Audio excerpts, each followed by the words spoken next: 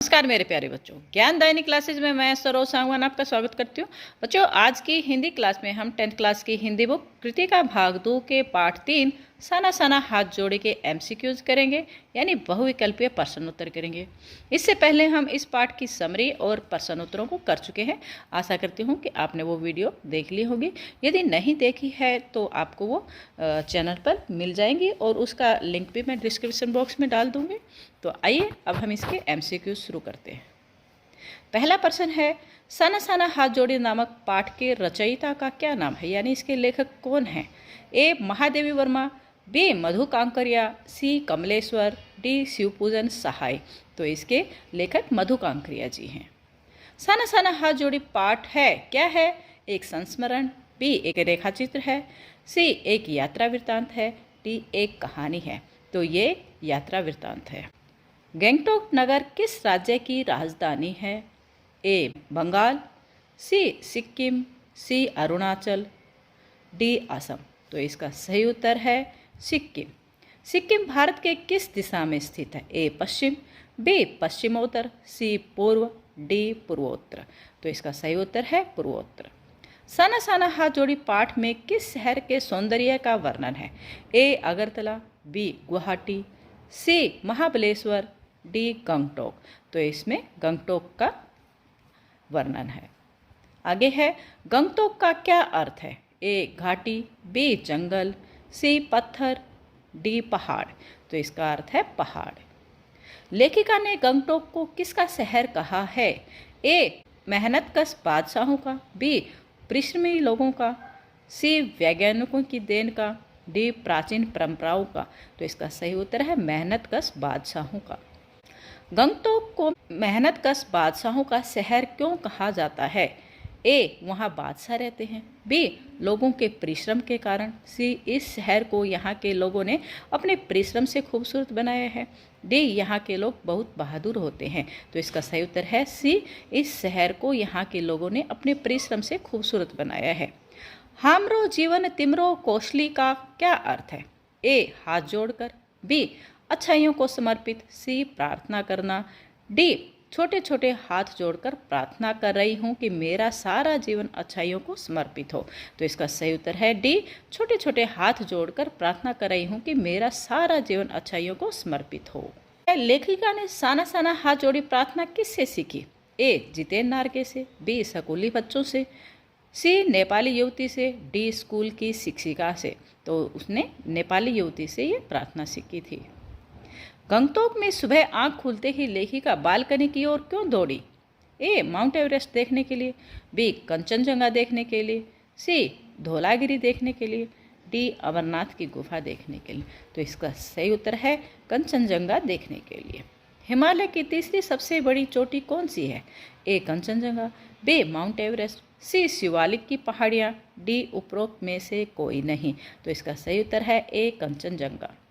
कंचनजंगा किस पर्वत की चोटी का नाम है? ए हिमालय पर्वत, बी कंचन पर्वत, सी सुमेरु पर्वत, डी नीलमणि पर्वत। तो इसका सही उत्तर है हिमालय पर्वत। लेखिका के ड्राइवर कम गाइड का क्या नाम था? A Mahesh, B Mani, C S Kariappa, D Jiten Narge. तो इसका सही उत्तर है डी जितेन नारगे। जितेन ने देवी देवताओं के निवास वाली जगह का क्या नाम बताया है? ए युमथांग, बी खेदुम, सी कटाव, डी भेटुला। तो इसका सही उत्तर है खेदुम। जितेन ने खेदुम को किन का निवास बताया है? ए देवी देवताओं का, बी बड़े व्यापारियों का, सी असुरों का, डी श्रापग्रस्त लोगों का। तो इसका सही उत्तर है देवी देवताओं का। जितेन नारगे की जीप में किसकी तस्वीर लगी हुई थी? ए महात्मा बुद्ध की, बी दलाई लामा की, सी महावीर की, डी महात्मा गांधी की। तो इसका सही उत्तर है दलाई लामा की। लेखिका की नज़रें किस पर टिकी हुई थी? ए दुकानों पर, बी पहाड़ों पर, सी दलाई लामा की तस्वीर पर, डी पताकाओं पर। तो इसका सही उत्तर है सी दलाई लामा की तस्वीर पर। तिमरो माया सै घे मलाई सताउछ का क्या अर्थ है? ए तुम्हारी माया तुम ही जानो, बी तुम्हारा प्यार अमर है, सी तुम्हारा प्यार मुझे सदैव रुलाता है, डी तुम्हारा प्यार सच्चा है। तो इसका सही उत्तर है सी तुम्हारा प्यार मुझे सदैव रुलाता है। मन वृंदावन का क्या अर्थ है? ए वृंदावन की सैर करना, बी वृंदावन में मन बसा होना, सी ब्रजवासी होना, डी अत्यधिक प्रसन्न होना। तो इसका सही उत्तर है डी अत्यधिक प्रसन्न होना। प्रकृति जल संचय की व्यवस्था किस प्रकार करती है? ए सर्दियों में पर्वतों पर बर्फ पड़ती है, बी गर्मियों में वह बर्फ पिघलती है, सी पहाड़ों से निकलने वाली नदियाँ लोगों की प्यास बुझाती हैं, डी सभी कथन सत्य हैं। तो इसका सही उत्तर है कि इस उपरयुक्त जो सभी कथन हैं वो सत्य हैं। लेखिका ने जब सिक्किमी युवती से पूछा क्या सिक्किमी हो, तो उसने क्या जवाब दिया? ए हाँ मैं सिक्किमी हूँ, बी नहीं मैं बंगाली हूँ, सी मैं इंडियन हूँ, डी मैं गढ़वाली हूँ। तो उसने कहा था कि मैं इंडियन हूँ। पहाड़ी कुत्तों की मणि ने क्या विशेषता बताई? ए पहाड़ी कुत्ते केवल चांदनी रात में ही भौंकते हैं, बी वे बहुत खतरनाक होते हैं, सी ये बहुत शक्तिशाली होते हैं, डी ये केवल सफ़ेद रंग के ही होते हैं। तो इसका सही उत्तर है कि पहाड़ी कुत्ते केवल चांदनी रात में ही भौंकते हैं। अगला प्रश्न है गैंगटॉक यानी गंतोक का क्या अर्थ है? ए जलाशय, बी चोटी, सी पहाड़, डी पठार। तो इसका सही उत्तर है सी पहाड़। भारतीय आर्मी के किस कप्तान ने युमथांग को टूरिस्ट स्पॉट बनाने में सहयोग दिया? ए कप्तान शेखर दत्त ने, बी कप्तान शेखर कपूर ने, सी कप्तान जोगिंदर सिंह ने, डी कप्तान सुब्बा राव ने। तो इसका सही उत्तर है कप्तान शेखर दत्त ने। युमथांग घाटी की क्या विशेषता है? ए यह घाटी बहुत गहरी है, बी यह घाटी फूलों से भर जाती है, सी यह खतरनाक घाटी है, डी इस घाटी में बड़े बड़े मैदान हैं। तो इसका सही उत्तर है यह घाटी फूलों से भर जाती है। गैंगटॉक से 149 किलोमीटर की दूरी पर क्या था? ए कंचनजंगा, बी युमथांग, सी हिमालय, डी ये सभी। तो इसका सही उत्तर है बी युमथांग। इतिहास और वर्तमान के संधि स्थल पर खड़ा मेहनतकश बादशाहों का एक शहर कौन सा था? ए बरेली, बी चेन्नई, सी गैंगटॉक शहर, डी उपरोक्त में से कोई नहीं। तो इसका सही उत्तर है गैंगटॉक शहर। जितेन ने युमथांग घाटी में किस फिल्म की शूटिंग होने की बात कही? ए गाइड, बी एक फूल दो माली, सी बरसात, डी फूल खिले हैं गुलशन गुलशन। तो इसका सही उत्तर है ए गाइड। जहां गाइड फिल्म की शूटिंग हुई थी उस जगह का क्या नाम था? A Kabi Longstok, B think green, C Chungthang, D Lachung मठ। तो इसका सही उत्तर है कवि लॉन्गस्टॉक। अगला है लेखिका को मार्ग में सफ़ेद रंग के जो ध्वजा दिखाई दिए थे वे किस धर्म से संबंधित थे? ए जैन धर्म, बी ईसाई धर्म, सी मुस्लिम धर्म, डी बौद्ध धर्म। तो इसका सही उत्तर है बौद्ध धर्म। गंगटोक में श्वेत पताकाएं किस अवसर पर फहराई जाती थी?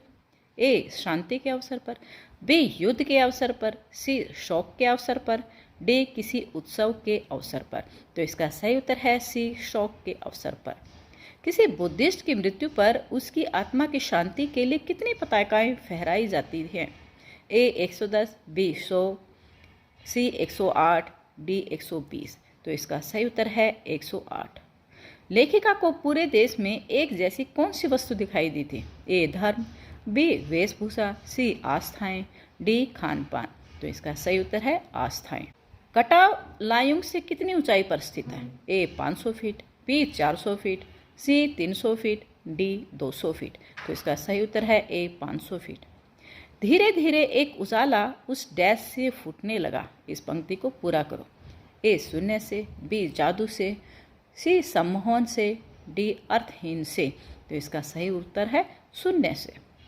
कटाव पर दुकानें होने से इस सुंदर घाटी को क्या नुकसान होता है?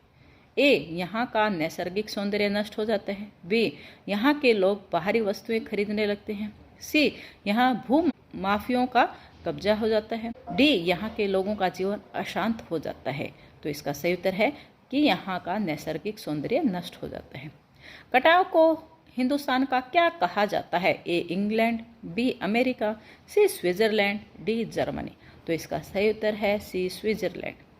असीम सुंदरता का सैलानियों के मन पर क्या प्रभाव पड़ा और उन्होंने कौन सा गाना गाया? ए सुहाना सफ़र और ये मौसम हंसी, बी ये रास्ते हैं प्यार के, सी हम हैं राही प्यार के, डी उपरोक्त में से कोई नहीं। तो उन्होंने गाया था सुहाना सफ़र और ये मौसम हंसी। अगला है सिलीगुड़ी के पास लेखिका को कौन सी नदी दिखाई दी थी? ए गंगा, बी यमुना, सी तीस्ता, डी व्यास। तो इसका सही उत्तर है सी तीस्ता। लेखिका ने हैरान होकर क्या देखा था? ए आसमान उल्टा पड़ा था, बी आसमान सीधा पड़ा था, सी आसमान निकर पड़ा था, डी उपरोक्त में से कोई नहीं। तो इसका सही उत्तर है ए आसमान उल्टा पड़ा था। आसमान उल्टा पड़ा हुआ क्यों दिखाई दे रहा था? ए लेखिका को आसमान के उल्टा होने का भ्रम हो गया था, बी पर्वत के ऊपरी भाग से घाटी में बसे गंगटोक की लाइट तारों की तरह लग रही थी, सी पानी में पड़ रहे प्रतिबिंब के कारण, डी आकाश के स्वच्छ हो जाने के कारण।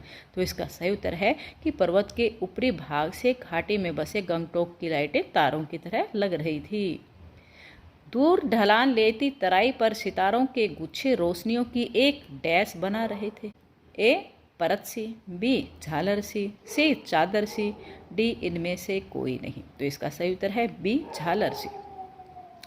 प्रकृति के विराट रूप को देखकर लेखिका को क्या प्रेरणा मिलती है? ए सदा काम में लगा रहना चाहिए, बी सदा मुस्कुराते रहना चाहिए, सी चिंता नहीं करनी चाहिए, डी लक्ष्य प्राप्त करना चाहिए। तो इसका सही उत्तर है कि हमें सदा मुस्कुराते रहना चाहिए। रहस्यमय तारों भरी रात लेखिका के मन में क्या जगा रही थी? ए आदर, बी प्यार, सी सम्मोहन, डी आशा। तो इसका सही उत्तर है सी सम्मोहन। देखते ही देखते रास्ते किसकी तरह घुमावदार होने लगे थे? ए रस्सी की तरह, बी जलेबी की तरह, सी सांप की तरह, डी नदी की तरह।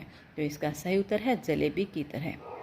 लायूं की सुबह कैसी थी? ए बादलों से युक्त, बी शीतल कर देने वाली, सी सम्मोहन जगाने वाली, बी बेहद शांत और सुरम्य।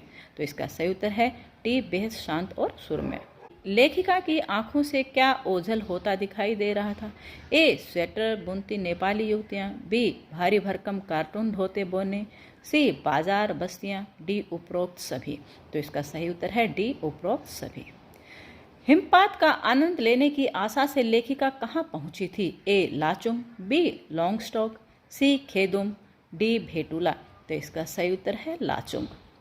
लेखिका ने किस जंगल में पत्ते तलाशती हुई युवतियां देखी थी? ए पलामू, बी सतपुड़ा, सी पलाश के जंगल, डी गिर के जंगल। तो इसका सही उत्तर है पलामू। मशगूल शब्द का क्या अर्थ है? ए मशहूर, बी व्यस्त, सी प्रसिद्ध, डी सुंदर। तो इसका सही उत्तर है बी व्यस्त।